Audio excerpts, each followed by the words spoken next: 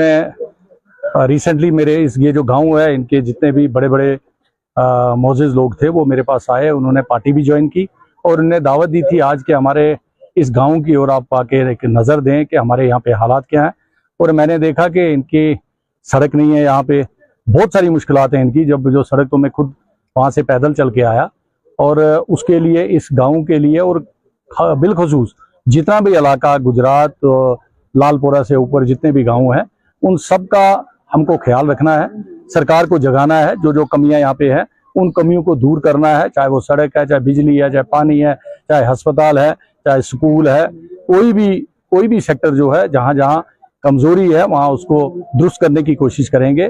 और मैं इन सब का भी शुक्रगुजार हूँ कि इन्होंने एक मौका दिया मुझे यहाँ आने का और मैंने इस इलाके के जो हालात हैं उनकी मैंने साम ली। और आप मीडिया वाले जब जब भी आते हो आपने हमेशा कोशिश की कि इस त्राल को हम रोशनाज करें लोगों के बीच में जाके, और आप भी मसले मसाइल जो है वो लोगों के उजागर करते हो। आपका भी बहुत बहुत शुक्रिया। रहा ताल्लुक जो त्राल इलाका जो है, मैं बात करूंगा कि त्राल इलाके के अंदर बहुत सारी कमियां हैं। हमारी बदकिस्मती है जब भी यहाँ पे इलेक्शन होते हैं और एमएलए जो भी बनता है वो त्राल वालों का एक गलत फैसला होता है, वो सरकार के साथ नहीं चलते, वो अपोजिशन के साथ चलते हैं। और ये आज नहीं, आपने देखा पिछले 25-30 साल से ऐसे ही चलता आया। एक एमएलए साहब 10 साल रहे, उनका काम यहाँ अगर उनने किया होता तो ये हालत नहीं होती। फिर दूसरे आए, वो भी 12 साल रहे, उनका किया जो है वो भी बिल्कुल नजर नहीं आ रहा है। उसके बाद फिर एमएलए साहब पिछले रहे, उन्होंने जो यहाँ पे काम किया वो भी नजर नहीं आ रहा है। तो लिहाजा ये मैं कहूँगा 96 जब से गवर्नर रूल हटा था यहाँ से, जब से इलेक्शन यहाँ पे हुए तब से लेकर आज तक जो बीच में एक पोर्शन हमारा सरकार का आया था, जो हमारी कोलिशन सरकार 2 जगह पे रही, जिसमें मुफ्ती साहब के साथ हमारी कोलिशन बनी थी और उसके बाद उमर साहब की।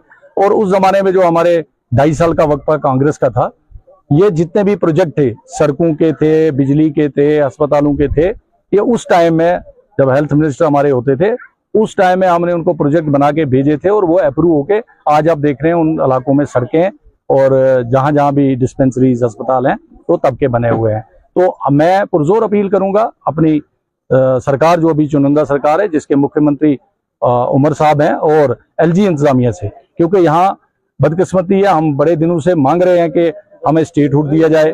कांग्रेस ने एक मिशन शुरू किया हुआ है और उसमें हमारी जो भूख हड़ताल है अभी 9 तारीख से जारी है, 9 से 21 तक हमने भूख हड़ताल पे भी बैठना है।